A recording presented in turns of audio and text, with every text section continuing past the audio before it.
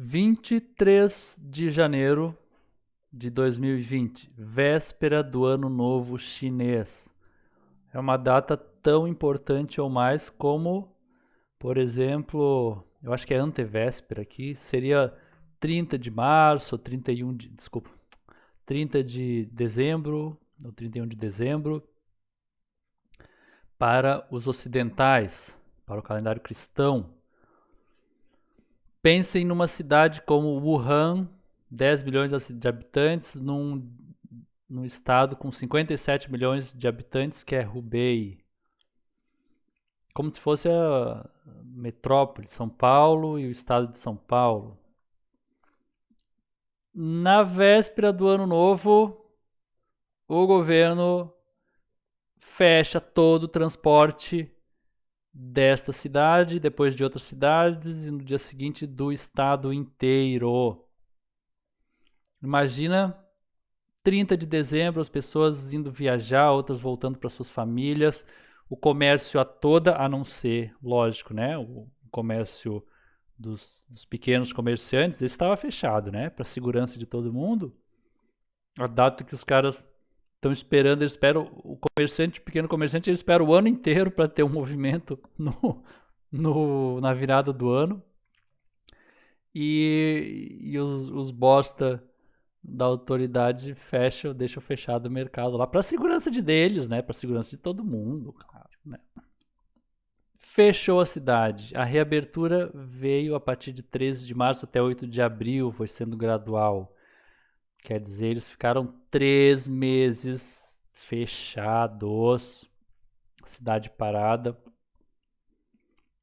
Uma cidade como Wenzhou decretou uma espécie de prisão domiciliar, onde em cada domicílio apenas uma pessoa era autorizada a sair por vez e ela só podia sair 2 vezes por semana, não, a cada 2 dias ou 2 vezes por semana, enfim, né? É a prisão domiciliar. A Organização Mundial da Saúde, OMS, comentou, né, o diretor da OMS que estava na China, na entrevista, falou: olha, não é essa a nossa recomendação. A taxa de mortalidade do vírus é menor do que a esperada, mas a China é soberana, né? Isso mostra o empenho das autoridades em tratar desse problema, né? Quer dizer, o cara ele tá com o nariz escorrendo, aí a autoridade vem e corta o nariz dele fora. Mostra o empenho da autoridade em tratar da doença, né? Lógico. Então, aos poucos, a OMS também vai se curvando, porque os governos ocidentais também vão ficando com vontade de fazer essas políticas draconianas. O presidente da OMS, mais tempo, um pouquinho mais tarde, deu uma declaração mais ou menos nesse sentido, ó. Aqui a gente não pode condenar a China porque ela é soberana, ela, né, acaba podendo fazer o que ela quiser, mas nós da OMS preferimos recomendações mais racionais e baseadas na ciência. Esperamos que essas medidas chinesas sejam por curta duração. Sim, tá aí a curta duração aqui, ó. 8 de abril. E os mercadores que abriram, os que não quebraram, né? Os que abriram estão vendo que o movimento continua baixo, continua reduzido. E a OMS, bom, o que eles vão fazer também, né? Não é uma organização de proteção muito grande, são burocratas e técnicos e tal, né? Mas observe que o que ele está falando é o seguinte, ó, a ciência não está dizendo para a China fazer isso aqui. E realmente não diz. A ciência também tem um conhecimento acumulado sobre combate e enfrentamento de epidemias e nenhum foi desse tipo. New York Times. Bom, então a China foi reabrindo, como eu comentei, mas obrigou todo mundo a usar esse Green Code. E tem pontos de checagem nas cidades inteiras, não é só para sair de uma cidade para outra, né? Entrar em alguns shopping centers, em alguns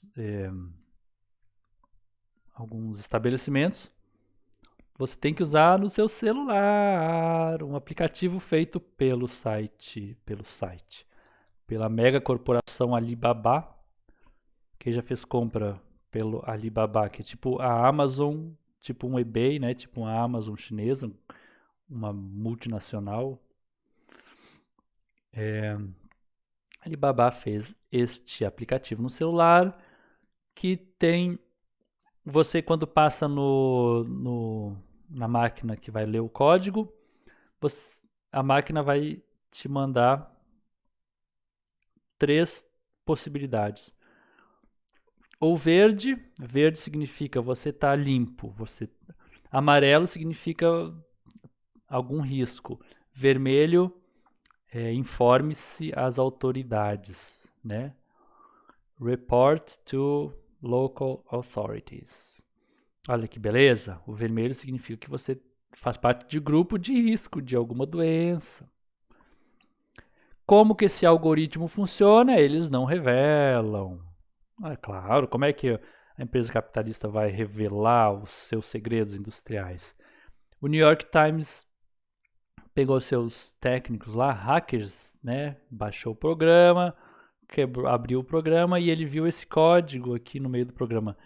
Reportar info, será que info é informação? E localização para polícia. É interessante, né? Será que esse código aqui é um código para mudar a tela do sistema, deixar o sistema com uma tela fosforescente, cor-de-rosa? Ou será que esse código é para realmente reportar a informação e a localização da pessoa para a polícia? Porque a saúde, como todos sabem, é um assunto de polícia, não é um assunto dos profissionais da saúde, né? Tanto que já vamos avisando aí para vocês que sente aquela vocação para ser médico, para ser, né, profissional da saúde, fique atento aos concursos para polícia, para cadete da polícia, para agente carcerário, porque ali sim você vai ter essa formação para trabalhar nas epidemias, né? Eu gostaria que tivesse um report info and location to hospital, sei lá, né? Ah, pô, o aplicativo detectou que você tá doente, aí o médico te liga, pô, cara, a gente tá vendo no aplicativo aqui como é que tá, você não quer dar uma passadinha aqui no pronto-socorro, podemos dar uma passada aí, tirar suas medidas, né? Mas não, é a polícia que vai bater na sua porta e dizer, ó, a gente vai ter que levar você, vamos prender você para algum lugar, porque você é parte do grupo de risco e tal. Né? Olha que legal. Coronavírus está passando na China, a China está reabrindo suas portas, mas o código verde ficou, assim como as câmeras. Lembra do sorria, você está sendo filmado? O terrorismo passou e as câmeras continuam. E se espalharam. E o coronavírus ficou, mas o monitoramento por temperatura continua. O coronavírus ficou, mas o monitoramento de onde você está para ser reportado à polícia continua. A falta de transporte na China, isso foi sendo apontado por críticos, mas a China não deu bola. Mas naquela época você via artigos críticos ao que estava sendo feito. Claro, porque como eu falei, a China, sendo um concorrente do imperialismo, eles gostam de usar qualquer coisa para criticar, né?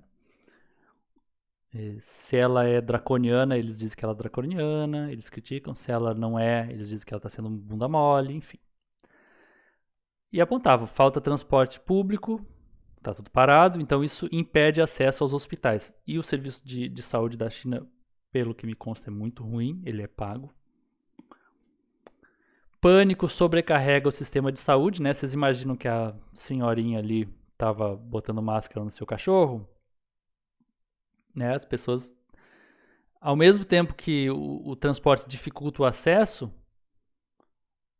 também o pânico faz com que pessoas que não precisariam estar indo aos hospitais e às clínicas procurem ir aos hospitais. Então, se tem um desequilíbrio, muitos que realmente precisam não vão, muitos que não precisam vão. A falta de clareza confunde os profissionais da saúde, como eu mostrei. A pessoa não sabe direito como é que é o quadro sintomático para dizer se é suspeito de coronavírus ou não. É mais baseado de onde a pessoa veio do que nos sintomas que ela está apresentando. Confinamento deixa as pessoas em locais saturados e insalubres, fora das práticas normais de epidemias. Tem também o caso do Dr. Li Wenliang e o controle de informação. Esse doutor, em dezembro, mandou mensagem para colegas em outros países dizendo: olha, tem uma pneumonia aqui que nós testamos e não é vírus nenhum. É conhecido. Então, fiquem de olho e tal, né? E aí, no dia 3 de janeiro, esse doutor foi chamado para prestar explicações à polícia. E aí ele assinou lá um termo circunstanciado, eles têm outro nome lá, uma disciplina, de que ele não ia mais ficar mandando informações para outros países. E bom, parece que parou ali, mas no meio de janeiro ele deu entrada num hospital com uma pneumonia.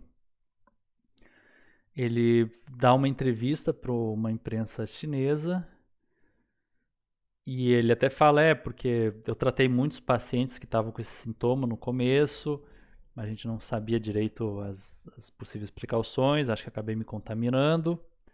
O fato foi que esse doutor ficou ali por quase um mês, o quadro não melhorou e ele veio a óbito, faleceu no meio de fevereiro. Muita gente usava, olha, morreu de coronavírus mesmo, olha só como a doença é grave, né?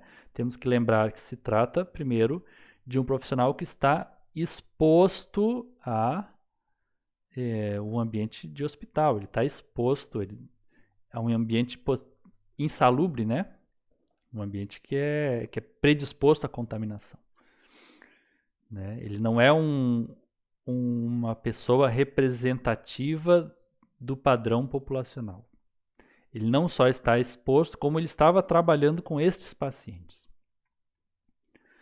Aí a chance de contágio aumenta muito, né? Lógico. Agora não podemos deixar de esquecer do controle da informação. Se as autoridades o chamaram para assinar um termo de disciplina porque ele havia compartilhado informações com colegas da comunidade científica,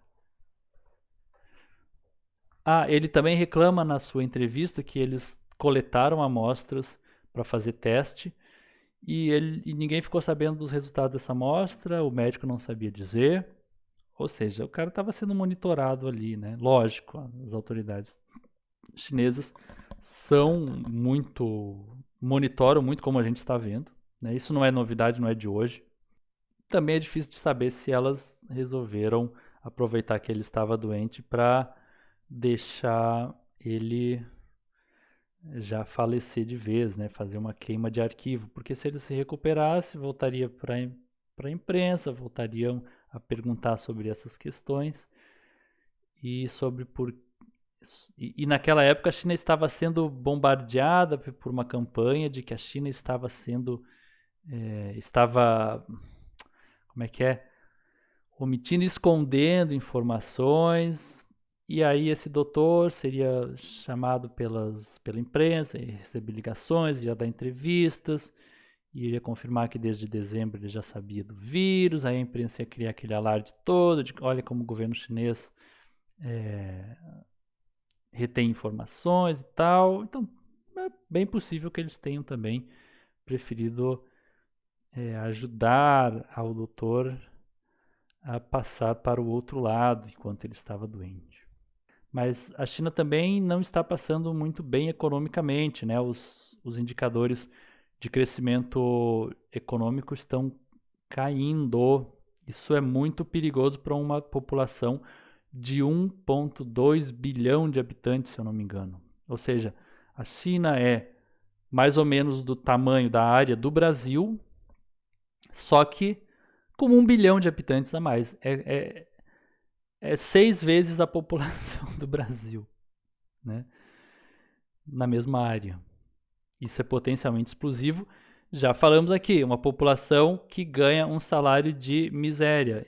E é por isso que a gente compra produtos chineses baratos.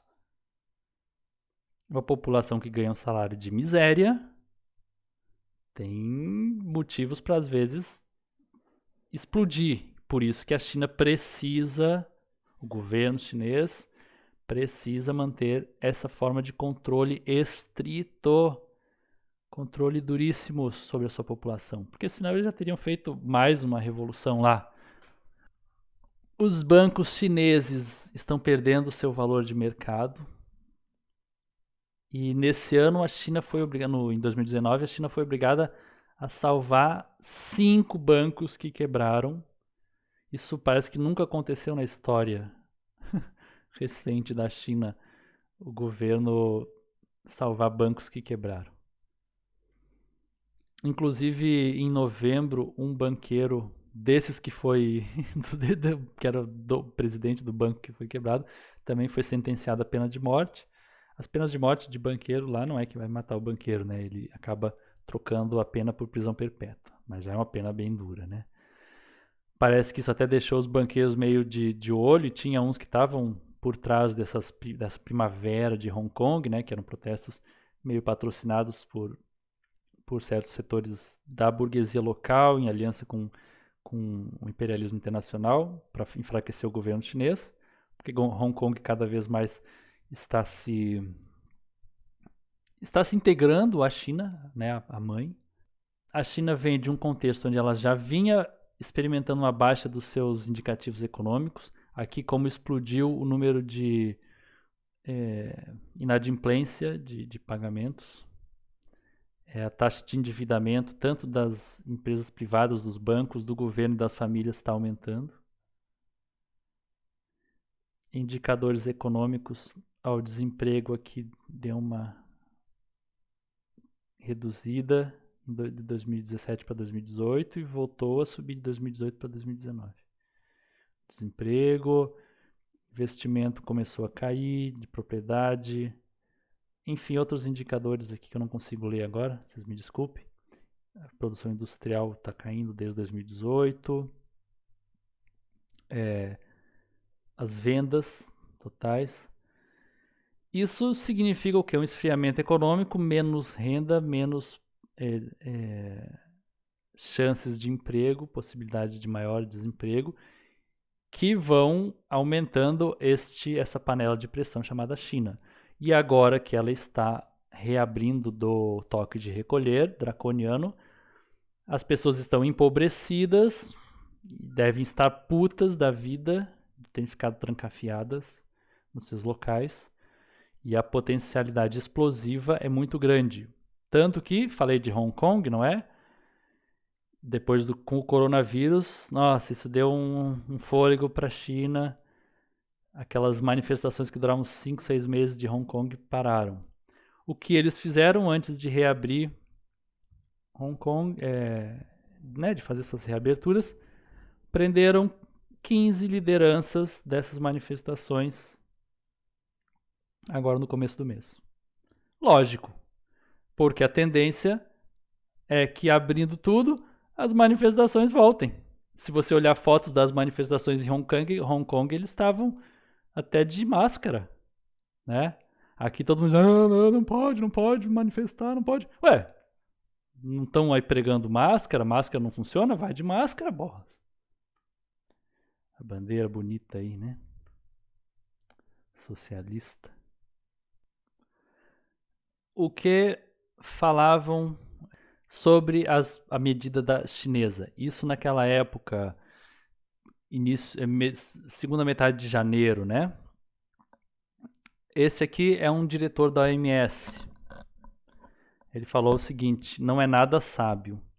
Há pouca evidência sobre a eficácia e pode surtir resultado contrário. Esse fechamento em massa, né, os lockdowns, Que a gente chama de quarentena, mas não são quarentenas. Quarentena é outra coisa, bem mais comedida. Isso aí é toque de recolher mesmo. Pode surtir resultado contrário na saúde pública, na sociedade e nos direitos humanos. É impossível forçar uma quarentena em 30 milhões de pessoas sem violar direitos humanos. As rápidas quarentenas de 2014 na África, por causa do Ebola, produziram violência, desconfiança nas autoridades, medo do tratamento e atrapalhou o combate à doença consideravelmente. A China faz isso por pensar que algo dramático vai lhe dar suporte popular, mas não poderiam estar mais enganados. Aqui é da Universidade de Michigan. Na prática, o vírus ou bactéria escapam. O foco da medicina atual é mais no tratamento. Quarentenas não são a melhor alternativa para longo prazo.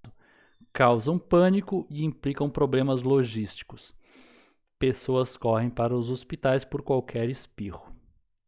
Alexander White, da Johns Hopkins University. Quanto mais prolongada, mais a quarentena gera dificuldades para a população. O controle se torna agressivo e tende a marginalizar ainda mais as minorias, além de culpá-las pela doença. Há uma larga história de quarentenas sendo usadas para criar separação social.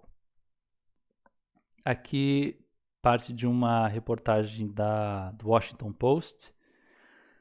Em 2007, o Centro de Controle de Doenças emitiu parecer que não menciona lockdowns, quer dizer, esses toques de recolher, aí, fechamentos de cidade, mesmo nas epidemias mais severas, 2% de mortalidade. Do contrário, autoridades devem impedir que os doentes fiquem em casa, pessoas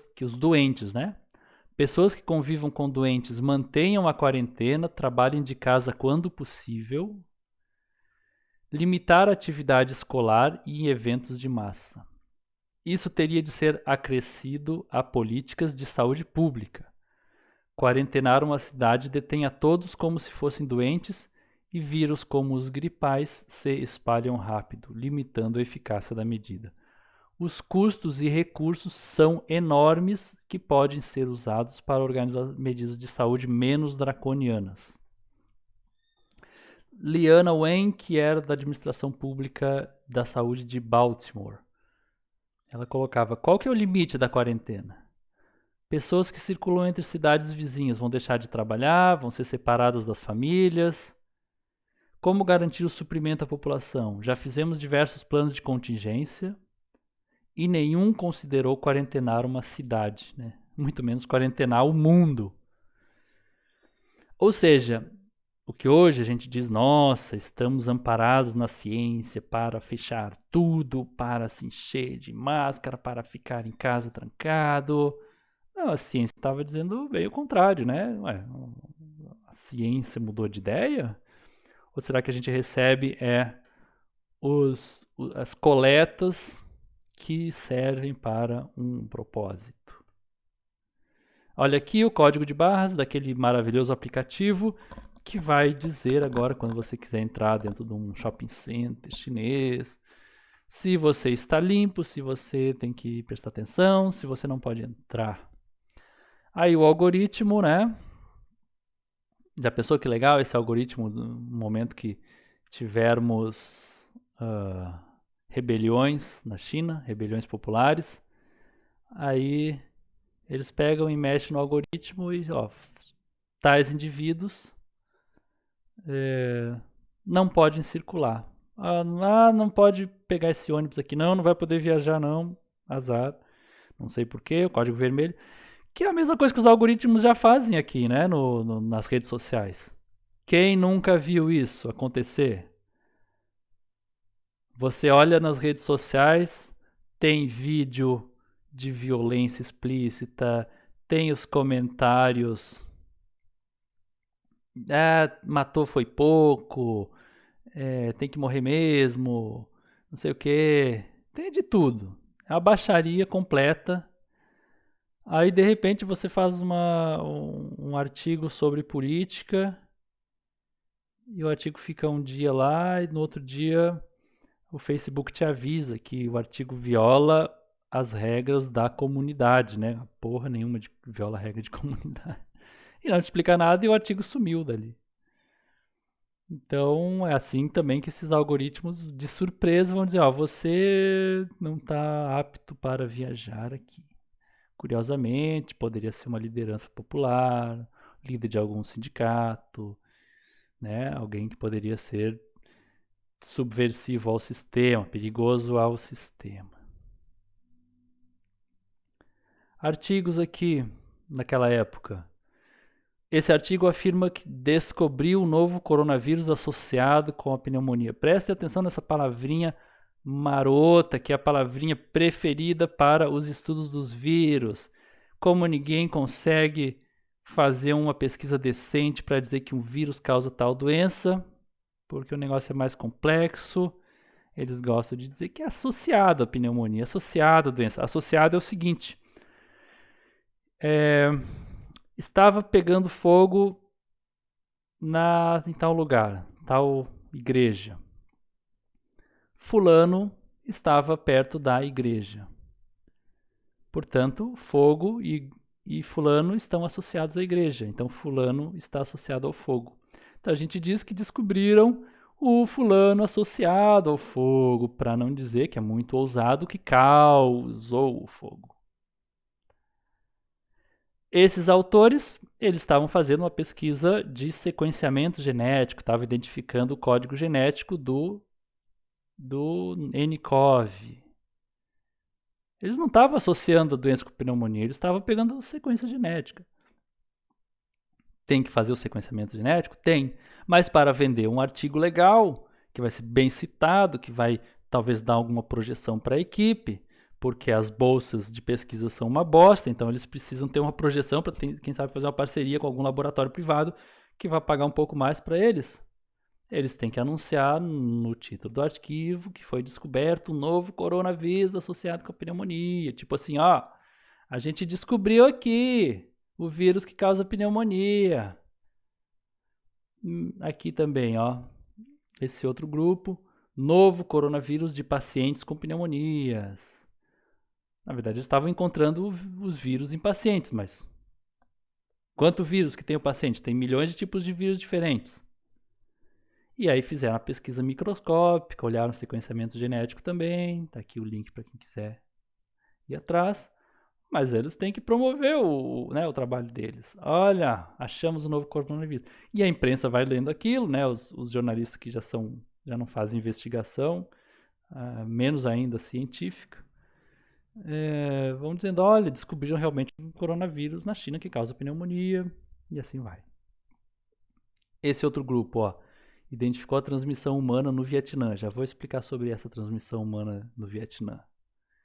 Em fevereiro, eles encontraram na Coreia do Sul e usaram uma citação fraudulenta bem no início do artigo para embasar que o vírus causa a doença. Aí você vai olhar a referência bibliográfica que eles deram para dizer que o nCoV causa a doença Covid, e o artigo que eles citaram não diz nada disso. Foi só para dizer, ó, o vírus causa doença e agora a gente está mostrando que o vírus chegou na Coreia do Sul. Atenção, autoridades coreanas. Qualquer coisa, tem o nosso telefone aqui, venham falar com a gente. Essa é a pesquisa do Vietnã, né? Dos pesquisadores que atribuíram que eles identificaram que o vírus chegou no Vietnã, a transmissão do vírus no Vietnã, né? O que aconteceu? No dia 13 de janeiro, um casal idoso, se eu não me engano, o pai aqui, o homem, tinha 63 ou 65, viajou de Wuhan para o Vietnã. Inclusive, depois, para os pesquisadores, eles informaram que não tinham passado no mercado o mercado de Wuhan. Aquele mercado que continuava fechado, né? Para a segurança de todo mundo. Eles não passaram no mercado, mas estavam no Vietnã. Do dia 13 ao dia 17, viajaram pelo Vietnã, os dois. No dia 17, O filho deles, que mora no Vietnã, veio ao encontro para curtir um pouco as férias com os pais. Nesse dia 17, portanto, calculem aí, eles já estavam há mais ou menos 4 dias no Vietnã. O pai começa a ter febre. Eles continuam viajando, pai, filho, mãe.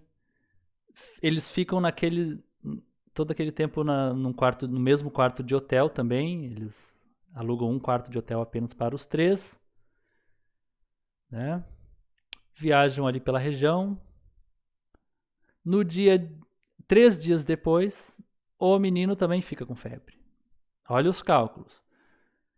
O menino encontra os pais, fica no mesmo quarto de hotel. Em 3 dias fica com febre. Geralmente, a menina ele já tinha 20 e poucos anos de idade, um adulto. Normalmente o adulto tem um sistema imunológico até mais forte, né? Mais resistente. Em 3 dias ele já desenvolveu a febre.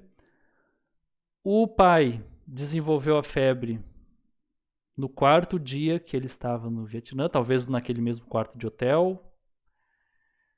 E ele já estava viajando, então pode ser que já estava mais cansado também, né? Vamos lembrar que a China, ali era inverno, é frio, Vietnã é quente, tem uma mudança de temperatura, tem todo o processo de viagem, sempre cansativo, um casal de terceira idade, viajando para cima e para baixo.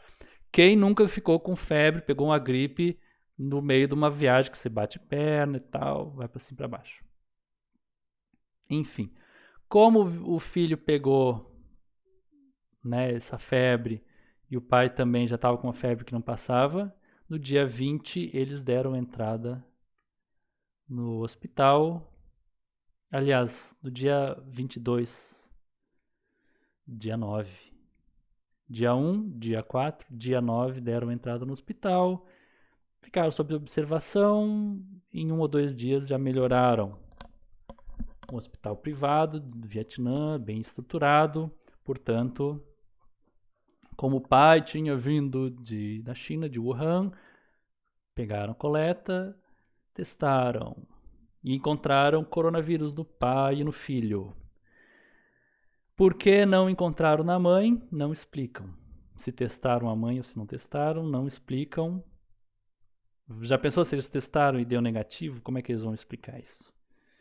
Já pensou se eles testaram e deu positivo e a mãe não desenvolveu sintomas durante todos esses dias aqui? Como é que eles vão explicar isso também? Então, vamos esquecer que a mãe viajou com os dois durante 9 dias e vamos nos concentrar nos dois.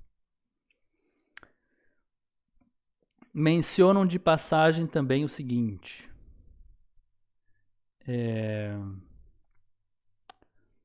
Procuraram todas as pessoas que esses 3 turistas disseram que tiveram contato.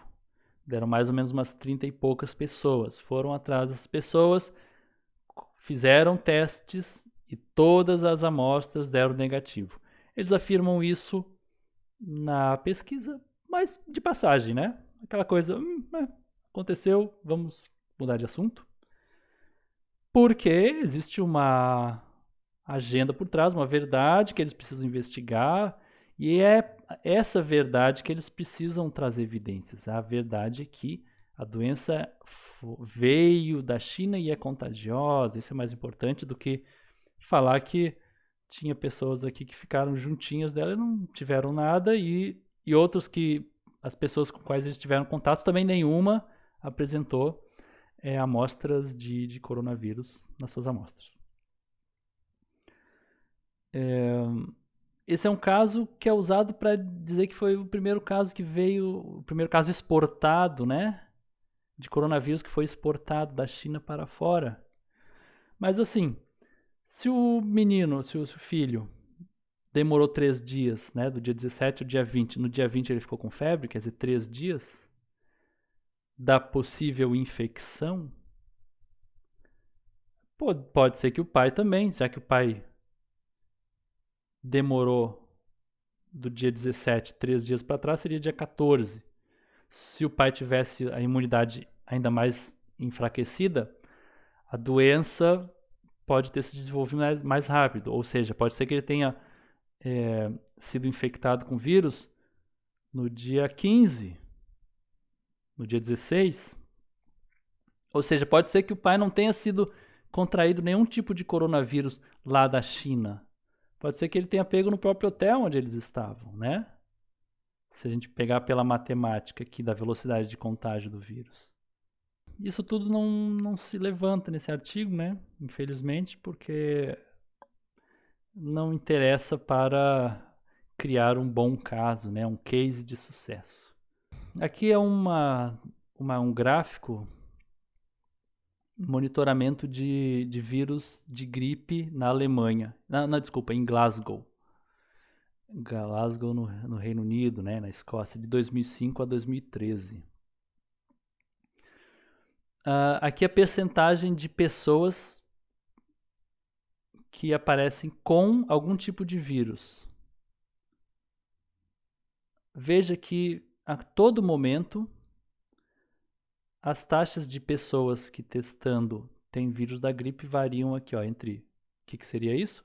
Quase 50% nos picos aqui, ou seja, quase metade das populações testadas em Glasgow durante o inverno, né, mês de janeiro, vão apresentar vírus gripais, chegando até 10% em períodos aqui do verão. Por que períodos do verão? E por que o gráfico ele é tão né, bem definido assim as diferenças entre inverno e verão?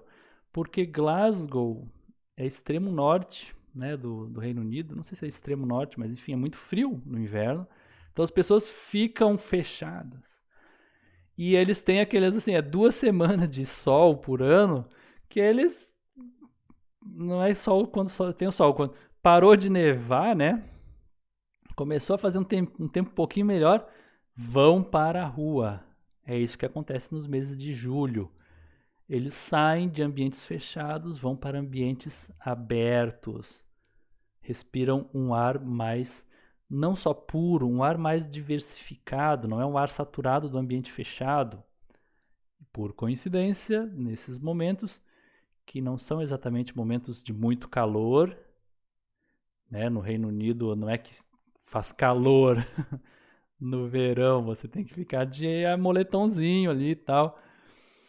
Mas já dá para sair na rua, então o vírus vai diminuindo. Então as taxas de os testes de vírus botam que ó 10% da população.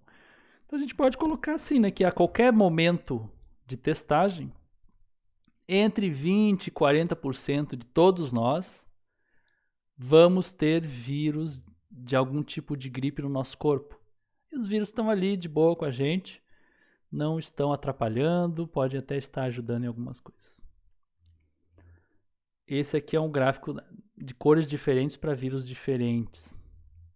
Também, de 2005 a 2013. E esse verdinho aqui são os coronavírus. Né? Como eu falei, já eram conhecidos vários tipos de coronavírus associados a gripes. Ele, a qualquer momento que se pesquisa, tem um percentual de coronavírus no organismo de pessoas. Como eu falei, entre 20% e 40%. Imagina que assim, sei lá, a cada 3 pessoas, uma vai ter algum tipo de vírus no seu corpo. A qualquer momento.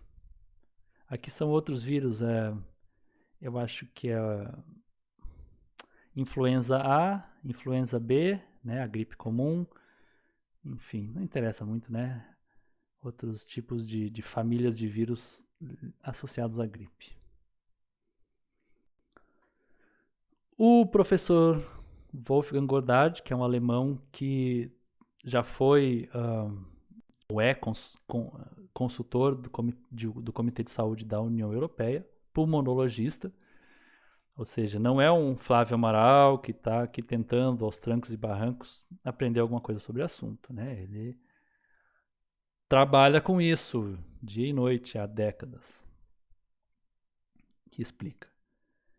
Há centenas de espécies de vírus causadores de gripes e só temos testes para 8 ou 10. Centenas de vírus causadores de gripes e a gente só tem teste para aqui, ó, 10% deles. Os coronavírus são um deles, desses tipos. Causam de 7 a 15% das gripes sazonais. Wuhan, na China, tem um grande laboratório e muitos especialistas. Quando encontraram esta mutação de coronavírus, ficaram interessados. Logo, cientistas em Berlim criaram um teste para a detecção. Conseguiram aprovar rapidamente um protocolo na Organização Mundial da Saúde. O teste não havia sido validado para dizer se o vírus é perigoso ou não e como ele age, mas mesmo assim começou a ser usado mundialmente por causa do pânico. De 7 a 15% das pessoas a qualquer momento estão portando coronavírus, já falei. Se você medir em clínicas médicas, vai achar um percentual maior, lógico. As pessoas que vão para a clínica médica, muitas acham que já estão com algum problema. Se medir em hospitais, vai achar um percentual ainda maior, lógico. Quem vai para o hospital já está com uma emergência, o bagulho está complicado. E o resultado positivo não vai dizer se a pessoa está realmente doente, ou mesmo quando ela morreu, de coronavírus, ou apenas com coronavírus. Como ele explicou aqui antes, né? Eles ficaram interessados, criaram o teste. O teste não dizia se o vírus é perigoso ou não, se o vírus age ou não, mas o teste estava lá, então pessoas foram morrendo e foram testando as pessoas. E, inclusive, passaram a ignorar aquelas comorbidades das pessoas que morrem de outras coisas, mas tinham o coronavírus, então se torna registrada como morte por coronavírus. Todo ano, se testarmos as pessoas que morrem de gripe na Alemanha, vamos encontrar 2 a 3 mil mortes por coronavírus. Virologistas criaram esse fenômeno sensacional, o governo chinês implementou medidas repressivas e o Ocidente resolveu imitar. Virologistas aproveitaram o alarmismo para se destacar publicamente.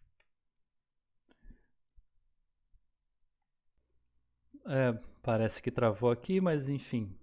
Estou colocando o texto completo para quem quiser congelar a página, copiar o link, procurar no Google por palavras-chave. Bom, sobre essa questão do diagnóstico confuso, né? Veja a tabela de sintomas que a Organização Mundial da Saúde e o Centro de Controle de Doenças e Prevenção fez para comparar coronavírus, resfriado e gripe.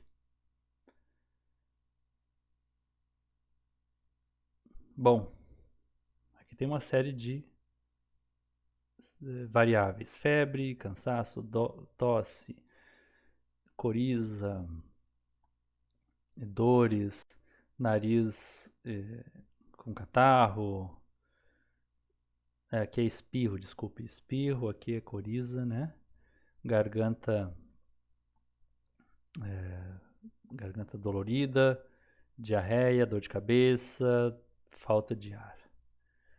O coronavírus são sintomas que variam de leves a severos. Olha, tem um leque bom aí, né, de possibilidades. O resfriado são sintomas que se desenvolvem gradualmente. Gripe, desenvolvimento abrupto de sintomas. Aí o senhorzinho vai olhar, tá complexo aqui, né? O médico vai olhar, porque a pessoa chega com uma coisa, com outra, tem uns pedaços aqui que parece com coronavírus, outros parecem com gripe. Olha como o coronavírus eles botam parecido com a gripe, né? Comum, às vezes comum, tosse comum ou seca, né? Aqui não, aqui às vezes ou comum. Qual a diferença de às vezes ou de comum, né? Você tá com quadro, você diz, eu acho que estou gripado. Aí alguém vai te perguntar, você sente dor? Você diz, sinto. Às vezes ou comum? Sente cansado? É às vezes ou é comum? Garganta, às vezes. Nariz, raro, às vezes. É raro ou é às vezes? Dor de cabeça, às vezes ou é comum? Ah, não sei, né? Bom, e assim você tem esse quadro para diagnosticar precisamente o coronavírus.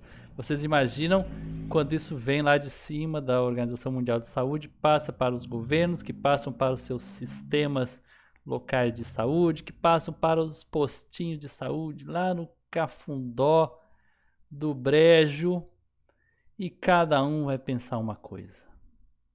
Não há como você dizer, temos aqui um protocolo seguro para dizer com segurança, ó, pô, isso aqui é coronavírus, isso aqui é gripe, ó, como essas coisas são diferentes.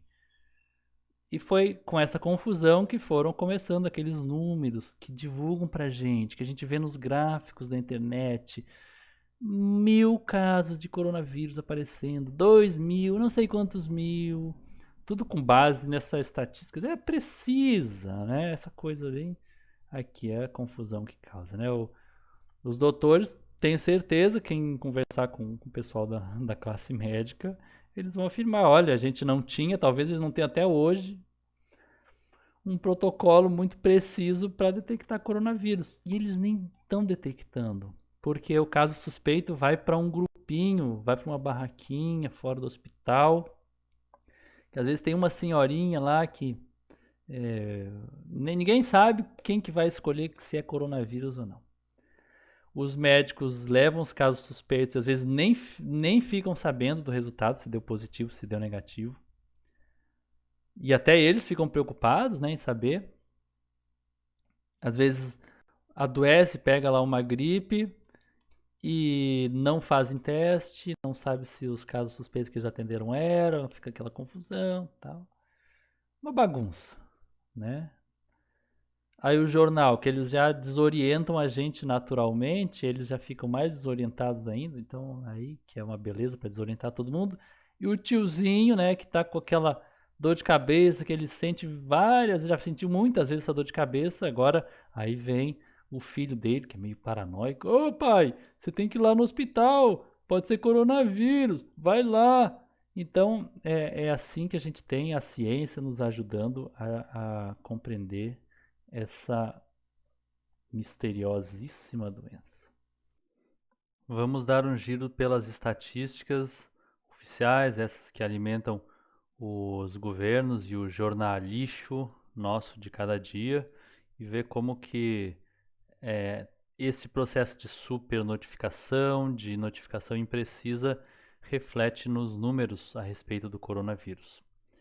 Aqui nós temos os dados padrões que são utilizados sobre a evolução dos testes para Covid-19 por 1.000 habitantes. A Islândia, por exemplo, fez 100 testes para cada 1.000 habitantes, ou seja, ela testou praticamente 10% da sua população, o que é algo tá tranquilo, porque é um país com uma população muito baixa. Normalmente os países ficam numa taxa de testagem aqui entre 5, 10, 20 testes por 1.000 habitantes, ou seja, no máximo 2% de testagem da sua população. O que já é um número significativo se a testagem for feita em amostras corretas, significativas, representativas daquela população, obviamente. Aqui um outro gráfico que mostra o que? Novas mortes confirmadas diárias, média móvel de 3 dias, também nesse mesmo período, que as mortes foram crescendo. No meio de abril elas já começaram a declinar na maioria dos países, mas não pode falar disso, né? Tem que falar que não, cuidado, pode ter uma nova onda para manter tudo como está, manter a população com medo e as medidas draconianas funcionando. Mas a gente poderia dizer, olha, pelos dados oficiais, o coronavírus já está ficando mais fraco. O que isso significa? Significa que a imunidade da população já está mais forte do que o avanço do vírus. Mas o que a gente vai ver é que mesmo esse tipo de dado aqui, ele ainda falta e não serve para a gente analisar como é que está a situação da epidemia atual. Aí eles mostram esse gráfico aqui, mostra o pão de açúcar para a gente, né?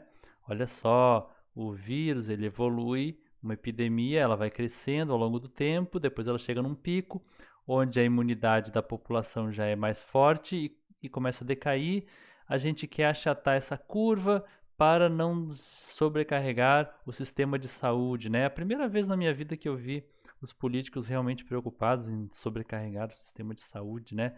Realmente eles devem ter posto a mão na consciência, de alguma forma, nossa, caiu alguma coisa do céu para que eles começassem agora a pensar no sistema de saúde das suas populações.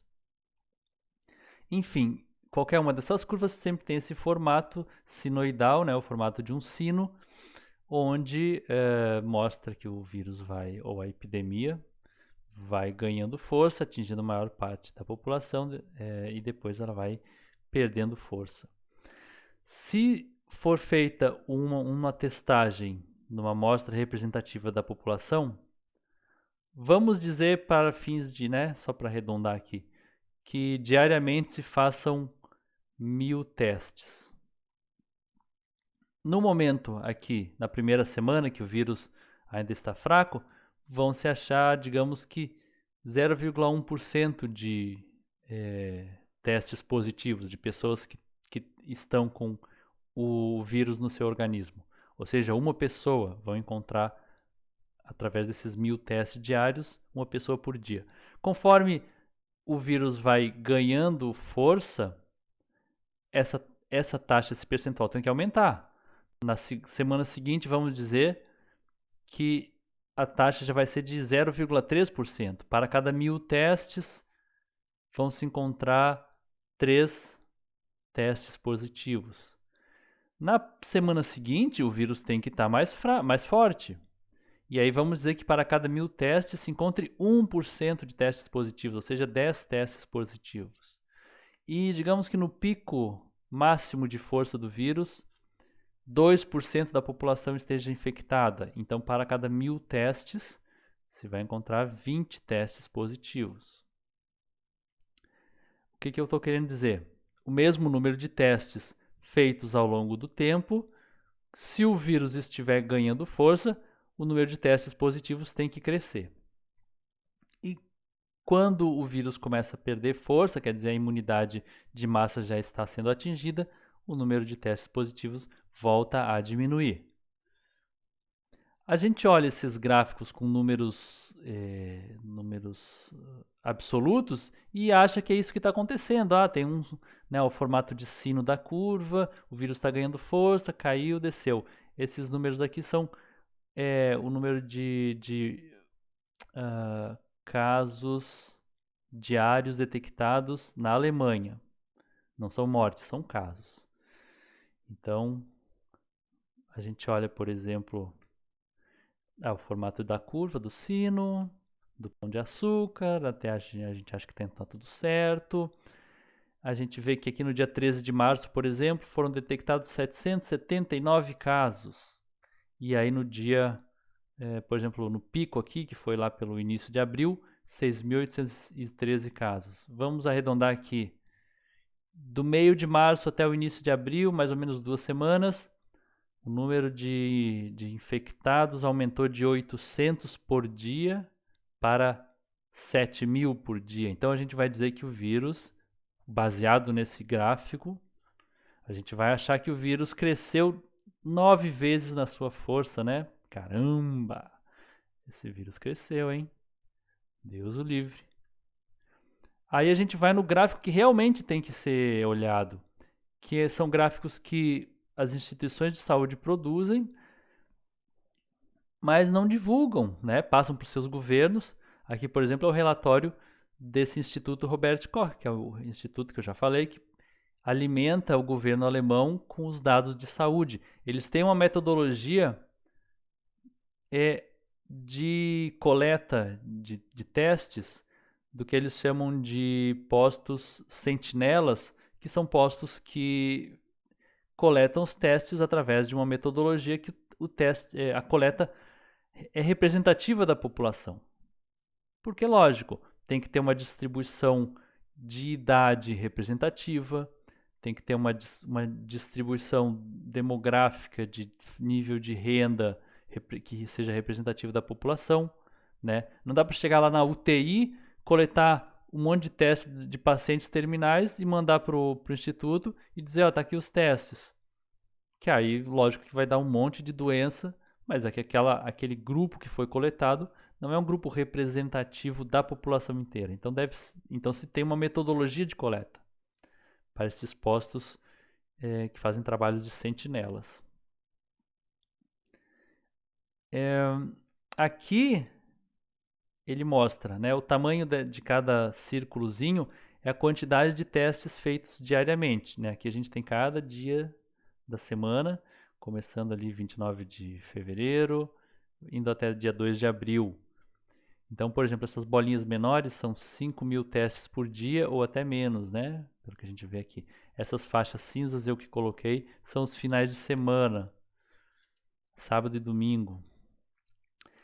E observem, se vocês observarem todos os gráficos sobre coronavírus, vocês vão ver que tem um viés aqui, tem alguma coisa errada nos finais de semana. E já vi epidemiologistas reclamando que os testes não são entregues com a data clara de quando que o teste foi feito, quando que ele foi registrado, quando que foi o dia estimado do contágio.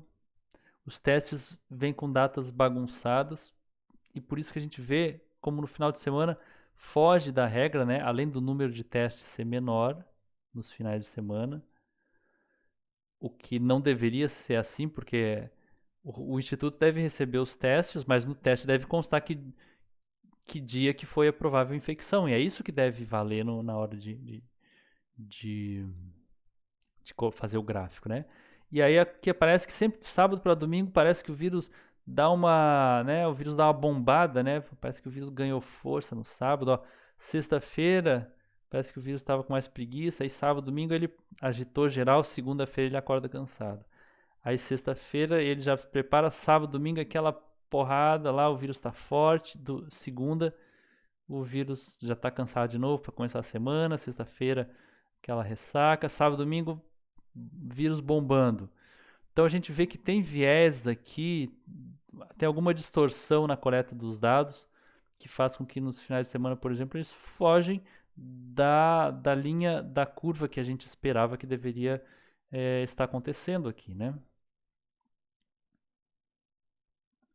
O que esse gráfico ele fala para a gente é o percentual de testes positivos, ou seja, aqueles testes que são feitos que retornam positivos para SARS-CoV-2.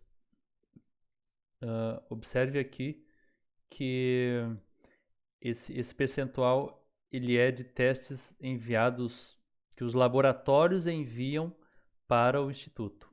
Então, eles não são representativos da população. Mais para frente, a gente vai ver uma tabela que mostra a representatividade da população, que são feitos nas coletas sentinelas, que eles chamam, né? Aqui são enviados dos laboratórios.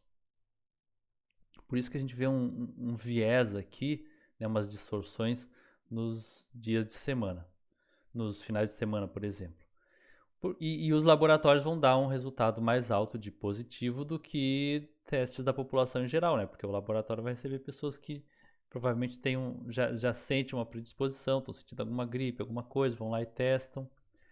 Mas de qualquer maneira, e por isso que ele está nesse nível aqui proporção, então está numa escala decimal, então 0,05, por exemplo, seria 5%, 0,10 seria 10%. E na média, isso aqui lá no relatório ele fala que ficou na faixa de 8% de testes positivos, os testes enviados pelos laboratórios. E a gente percebe aqui uma curva de crescimento que agora parece estar estabilizando, né? No começo de abril parece que se estabilizou. Temos que esperar os próximos relatórios do Instituto para ver onde está essa curva. Mas que ela mostra o quê? No começo, vamos dizer que 3, 4% de testes positivos em laboratório, até um um nível aqui de 7%, num pico aqui de 10%, e agora quase caindo. E olha só aqueles dias que eu pedi para vocês registrarem na memória, né? Lembra do dia 13 de março? Que o número bruto de casos detectados eram 700, 800 casos detectados, e depois no começo de abril estavam em, vocês lembram, 6.900, 6.800, vamos dizer, 7.000 casos detectados, que dava a impressão de que o vírus tinha ganhado força, tinha crescido 900%. Lembram daquele gráfico? É o gráfico anterior. O que a gente está vendo aqui, que são os números percentuais, é a quantidade é o percentual de testes positivos, é que o percentual estava estável. Ué, então por que aquele gráfico mostra uma explosão? Porque o número de testes aumentou. Quanto mais testes se faz, mais número de infectados vai se encontrar. Então, se num dado intervalo de tempo, por exemplo, esse intervalo aqui, vamos dizer que, na média, os testes positivos ficam em 8%, se são feitos 1.000 testes, vão encontrar 80 infectados. Se são feitos 10.000 testes, vão encontrar 800 infectados. E assim o número vai inflacionando, vai bombando. É um número irreal, porque é um dado, são números, não são números relativos, são números absolutos, né? Então essas questões a gente tem que estar muito atento, porque a gente vê aqueles gráficos bombando, quando a gente viu que nesse intervalo de tempo, que o gráfico dava a impressão de que o vírus tinha ganhado 900% de força, na verdade a gente vê que o vírus está estabilizado na sua força, está praticamente apresentando uma tendência ao declínio. Aqui o mesmo tipo de gráfico na Suíça, né? Número de testes positivos com o percentual do total de testes né, realizados diariamente. Também são testes enviados dos laboratórios, portanto, eles não são representativos da população em geral, e sim da população que frequenta os laboratórios. Olha aqui nessas faixas que eu deixei mais escuras. Nessas faixas mais cinzas são sábados e domingo. Olha como tem um viés aqui que é devido à metodologia mais bagunçada de coleta, né? Então, de sábado para domingo, os vírus sempre aumentam os casos, e aí de segunda entra bombando. Provavelmente porque as datas de coleta não encaixam com as datas de envio, a hora de botar no malote, chega aquele monte de coisa na segunda-feira. Enfim, por isso que ainda assim não são gráficos exatamente adequados, mas eles mostram o quê? Uma tendência bastante estável, talvez um crescimento. E no mesmo caso da Alemanha, olha só, em abril, começo de abril, o vírus parece que já está perdendo força. E que não é um crescimento assustador, né? Fica que a proporção de testes positivos, mais ou menos como na Alemanha, ali dos 10%, chegando até quase 25%. Aqui é quando foi feito o lockdown, quer dizer, o toque de recolher, né? Na Suíça ficou todo mundo fechado, não podia ficar circulando pela rua, só para ir no mercado e voltar, não podia ir muito longe da sua própria residência. É um lockdown terrível e bom. Não mudou nada aqui a trajetória do vírus, ele seguiu a mesma trajetória que na sua vizinha, a Alemanha, já estava praticamente no topo da sua curva e agora começa a decair. Claro que sempre tem as pessoas que têm a verdade absoluta e a verdade e as justificativas precisam seguir a verdade absoluta. Então elas dirão, não, foi graças ao lockdown que o quadro começou a cair, senão teria explodido lá para cima, né? Mas como a gente viu também na Alemanha, e não tem diferença, países vizinhos ali vão ter a mesma dinâmica de desenvolvimento de qualquer epidemia. O, o, o vírus já estava estabilizado, ele já estava, não estava mais crescendo. Nada que justificasse trancar as pessoas em casa e parar a economia. Aqui, Worldometers, outro site bem famoso de dados estatísticos. Então ele mostra, nossa, olha como os casos na Áustria deram aquele pulo. De novo, né, esses problemas estatísticos fazem com que o gráfico seja todo cheio de dentes, né, que é ao contrário de um desenvolvimento normal de uma epidemia, porque essas estatísticas são coletadas de uma maneira bagunçada. Segundo esse gráfico, nós olharíamos e diríamos assim: a Áustria, ela começou o toque de recolher no dia 16 de março. O vírus continua se desenvolvendo, não sei por que motivo, já que o toque de recolher era para abaixar aquela curvinha, né, do pão de açúcar.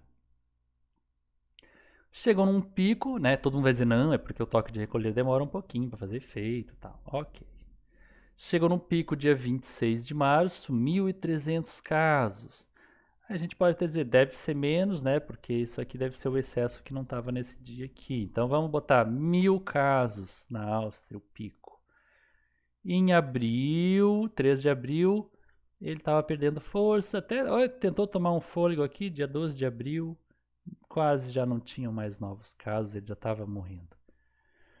Qualquer pessoa sensata diz, ó, é o seguinte, a população já atingiu o seu pico, já está imunizada, não precisa mais fazer porcaria nenhuma de fechar as coisas. Não, mas tem uma segunda onda, calma, agora é assim que não sei o que, e pá, vamos continuar, bababá. Esse gráfico revela melhor o desenvolvimento do Covid na Áustria. Aqui é a taxa, né, por dia de crescimento do vírus. E naquele mesmo dia, 12 de março, o vírus já estava começando um declínio.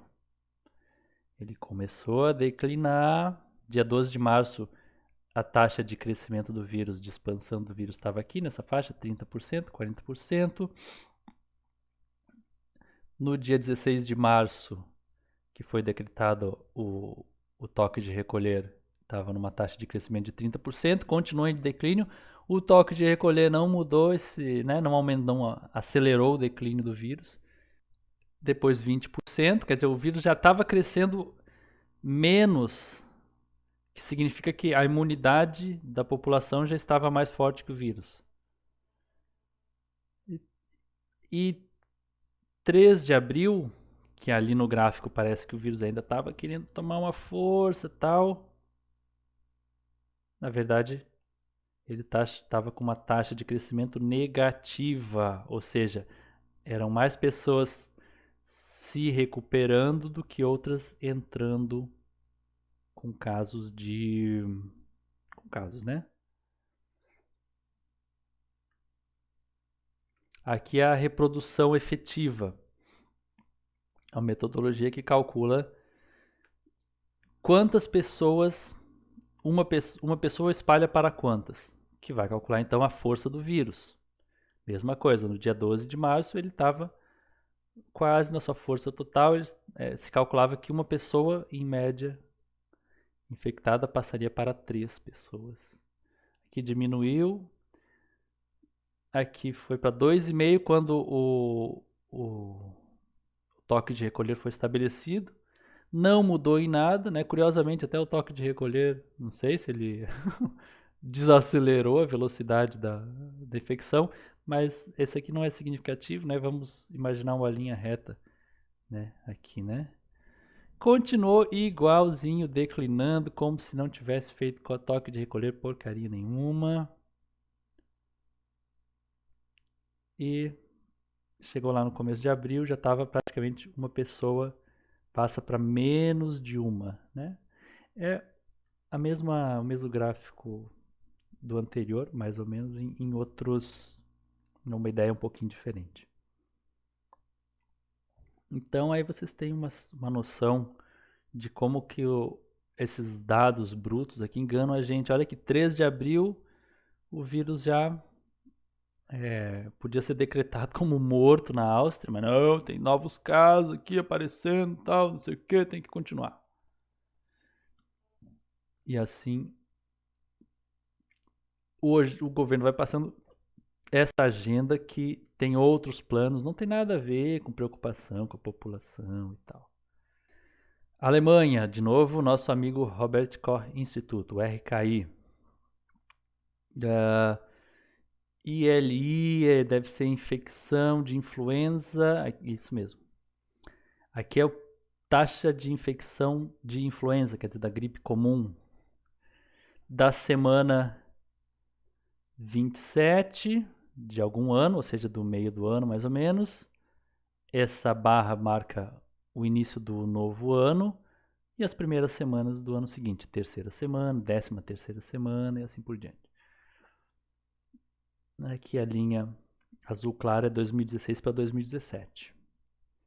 Linha depois amarelinha de 2017 para 2018, linha azul 2018 para 2019, linha azul marinha 2019 para 2020, ou seja, o ano em que estamos. Observa que tem um padrão, que a taxa de infecção vai aumentando até o final do ano, no segundo semestre, conforme as temperaturas vão esfriando e as pessoas vão ficando mais fechadas em casa. Curiosamente, nos períodos de festas, ela dá uma caída. Olha que interessante. Que esses períodos de festa são bem frios, mas as pessoas saem um pouco, né? Tem aquelas feiras, mesmo nas neves, o pessoal sai, vai tomar vinho, vai tomar né, as bebidas lá e festejar nas feiras de Natal. Então eles saem um pouco e por isso que diminui a taxa de infecção por gripe, influenza. Chega em janeiro, dá esses picos, que também são muito frios, né? Uma época muito fria na Europa, na Alemanha. Olha que às vezes nós temos um pico mais drástico e mais rápido, às vezes nós temos um pico mais suave, mais demorado. E todos eles têm um padrão muito específico, característico, que é o seguinte: tem um declínio bem acentuado logo depois do pico, que corresponde à resposta imunológica do povo, ou seja, o organismo está ali produzindo as suas defesas contra um processo infeccioso de gripe. Então a resposta imunológica é rápida e cai bem. Mas não é só isso, né? Quer dizer, mas vamos ver umas questões aqui também. Aqui é a 10ª semana, onde começaram os casos de coronavírus. Poxa, mas o coronavírus não se espalha parecido com a gripe, né, da mesma forma? Por que que ele começou a crescer justamente como quando é a época que as gripes caem? Como nós vimos nos gráficos anteriores, e vamos ver mais para frente também, né? Primeiro que aquele gráfico não é significativo do crescimento do número, porque o gráfico é números absolutos que está seguindo o crescimento dos testes e não dos números, nos números relativos, né, do percentual da população. Aqui foi decretado o o fechamento das aulas. Engraçado que todo ano chega no começo das aulas, despenca os casos de gripe. Quando as aulas começam, né? Que hoje, não, as pessoas dizem, nossa, as crianças vão sair infectando todo mundo. Muito pelo contrário, as aulas são um fator de imunização de massa. Eu vou tratar disso também mais pra frente. Porque as crianças são os primeiros a desenvolverem a imunização de massa da sociedade. Então ela serve como uma barreira para a chegada do vírus em determinada população. Fechou-se as aulas. A gente não vai ter dados a partir daqui, né? Infelizmente, porque nós estamos mais ou menos na semana 14, 15, 16. Então eles não têm os dados ainda divulgados. Na 13ª semana da Alemanha foi fechada, foi o lockdown, né? O toque de recolher, fechou tudo. Então a gente precisa aguardar para ver o que isso vai ter de resultado na influenza, na gripe comum.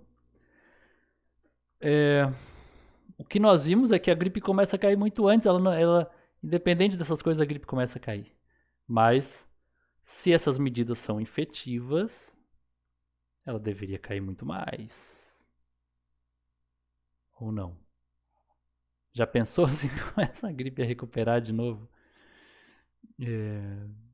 Quer dizer, para que está servindo esse fechamento de tudo? Olha aqui esses picos que eu falei, como é que cai rapidamente os contágios por gripe. Sem fechamento, sem nada, com talvez o fator da volta às aulas, mas também com outro fator, que é um pouquinho de calor começa a já se manifestar. O comecinho da primavera. E as pessoas já começam a sair de casa. Sair daqueles ambientes fechados, saem de casa e a gripe começa também a ir embora. Também é uma possível explicação para por que dessas quedas bruscas aqui, né, que acontecem todo ano. Esse gráfico ele mostra as visitas aos médicos também na Alemanha. E nós podemos ver o que as crianças, né, aqui é consultas por 100 mil habitantes. As crianças de 0 a 4 anos são as que mais fazem visita aos médicos, claro, os pais levam, né, tem bastante preocupação e tal. 5 a 10 anos, 15 a 34, 35 a 59, é bem equilibrado, né? As consultas já caem um pouco. E os idosos são os que menos visitam os médicos, né? Número de visitas por 100 mil habitantes. São essa linha azul aqui, 60 anos ou mais. E eles visitam mais ou menos com uma regularidade. O único momento que essa regularidade despenca é aqui, ó, no Natal. As pessoas não marcam consulta médica no Natal, depois voltam, né? Então dá essa quebrada aqui. Daqui de novo, Natal, passou o ano, já volta a fazer as consultas médicas. Lembram daquelas semanas aqui? A 10ª semana, 12ª e 13ª semana, quando a Alemanha começou a entrar no toque de recolher. Olha como despencam as visitas ao médico. Mas nós não estamos numa pandemia, não era para as pessoas estarem indo mais aos médicos? Mas o toque de recolher faz com que despenque as visitas. Por vários motivos. Primeiro que várias consultas começam a ser desmarcadas. Então, estamos em quarentena, então você tinha uma consulta que não era de urgência, fazer um ultrassom para verificar como é que está o câncer. O outro ia fazer um check-up. Então o outro ia no oftalmologista, o outro ia ver aquela coluna, né, uma verruga, sei lá. Então despencaram as visitas ao médico. O que vocês acham que vai ser o efeito disso no médio prazo? Quando essas pessoas quiserem voltar, elas não vão conseguir voltar ao mesmo tempo. Vai ter um prazo para conseguir marcar as consultas. Pode haver uma sobrecarga lá. E pode ser tarde, às vezes, para certas consultas, que nessas consultas de rotina se diagnostica muita coisa também. Então, o que nós estamos vendo, né, com essa política de quarentena, não tem transporte, não tem nada, caem as visitas aos médicos. Uma coisa que não aconteceu no outro ano aqui. Cadê? Nona semana, 12ª, vai caindo um pouquinho porque começa a entrar na temperatura mais quente. os casos de gripe vão diminuindo, mas não isso aqui que a gente está vendo muito claramente, que é um padrão que se expressa porque foi exatamente no fechamento das aulas e na quarentena das pessoas na Alemanha. Só para a gente ter uma noção, né? Ah, mas pensei que o coronavírus estava saturando os hospitais. Tem vídeos, depois eu vou trazer, talvez se eu conseguir aí, mostrando que tem muitos hospitais vazios, porque o sistema de saúde não é uma coisa como um todo, né? Ao mesmo tempo que você vai ter especialidades que vão ficar fechadas e vão adiar atendimentos, e pessoas que vão adiar suas consultas, que são consultas de rotina em outras áreas, pode ser que em outras localidades, com alta concentração de população, por exemplo, que posto de saúde e tal, receba um monte de senhorzinho que está em dúvida se está com coronavírus ou não, porque está com uma dor de cabeça, está com uma gripe, está com resfriado.